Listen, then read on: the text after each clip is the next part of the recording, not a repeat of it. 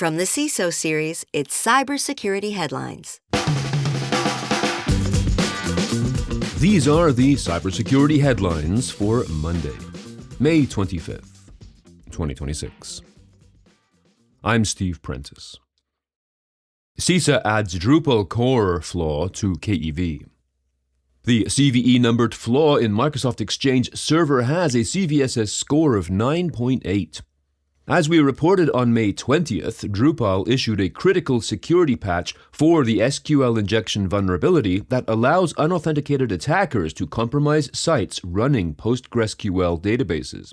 This is in response to exploitation attempts that had started almost immediately, with thousands of attacks in the wild being tracked. According to Imperva, attacks are primarily targeting gaming and financial services sites. The KEV edition means federal agencies must fix the vulnerability by May 27th. Underminr hides malicious connections behind trusted domains. This is a vulnerability that exists in the Shared Content Delivery (CDN) infrastructure. Spelled UNDERMINR, Underminr, it is a variant of a technique called domain fronting, a now mitigated type of attack that enabled threat actors to place a legitimate allowed domain in the SNI and TLS certificate validation fields of an HTTPS request, while embedding a different target domain in the TLS tunnel's encrypted HTTP host header.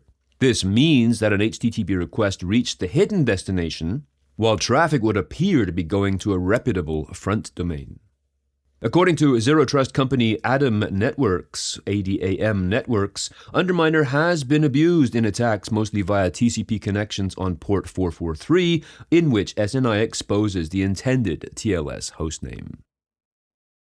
Canadian man charged with running KimWolf DDoS botnet.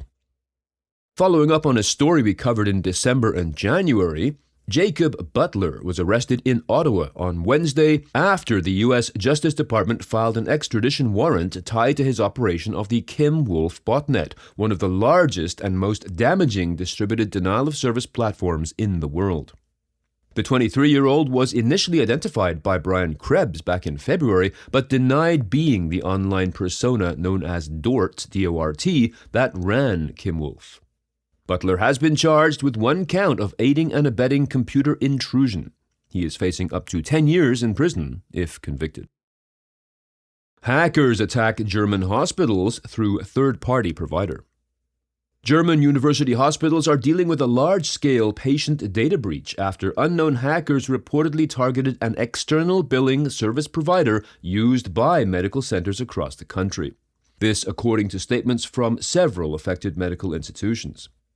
The third-party vendor, Unimed, UNIMED, handles billing services for privately insured and self-paying patients on behalf of numerous German hospitals. These hospitals, based in at least 6 German cities, said the breach did not compromise their own clinical infrastructure or disrupt patient treatment, but did affect the data and records of many thousands of patients from each of the hospitals. Huge thanks to our sponsor, GuardSquare. Mobile app security isn't just a tech issue, it's a revenue issue.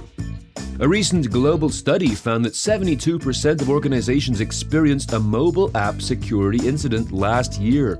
Even worse, 65% saw customer churn or uninstalls as a result. Protect your brand and your bottom line with layered mobile app protection. You can learn more at guardsquare.com. That is the 2 words, guardsquare.com. Creative hijacking of Laravel Lang packages deploys credential stealing malware. According to security firms Step Security, Aikido Security, and Socket, quote, a supply chain attack targeting the Laravel Lang localization packages has exposed developers to a sophisticated credential-stealing malware campaign after attackers abused GitHub version tags to distribute malicious code through Composer packages, end quote. These Laravel Lang packages are third-party localization packages and are not part of the official Laravel project. What made the attack unique is that the actual project's source code was not modified to include malicious code, but instead the attackers abused a GitHub feature that allows tags to point to commits in forks of the same repository. Italy disrupts CinemaGoal piracy app.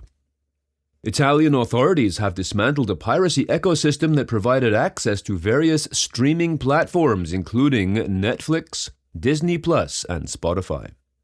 The app, named CinemaGoal, is one that customers install on their devices and allow its operators to make millions from audiovisual piracy, unauthorized computer access, and computer fraud. The system used virtual machines in Italy to capture valid authentication and decryption codes from legitimate subscriptions every 3 minutes and then redistribute them to customers. FBI warns about fast-growing AI phishing kit targeting Microsoft 365 users. This warning focuses on Kali 365, that is Kali 365, a growing phishing-as-a-service platform that retrieves Microsoft 365 access tokens. In a public service announcement on Thursday, the FBI described this as a toolkit that, quote, bypasses multi-factor authentication and abuses OAuth device code authorizations via phishing lures impersonating common enterprise services and granting cybercriminal-controlled applications access to Microsoft 365 accounts, end quote. According to researchers at Proofpoint, Kali 365 is one of many rapidly emerging AI-generated, AI-driven device code phishing tools which are gaining popularity as a more effective means for cybercriminals to circumvent security controls while abusing legitimate Microsoft device authorization pages. End quote.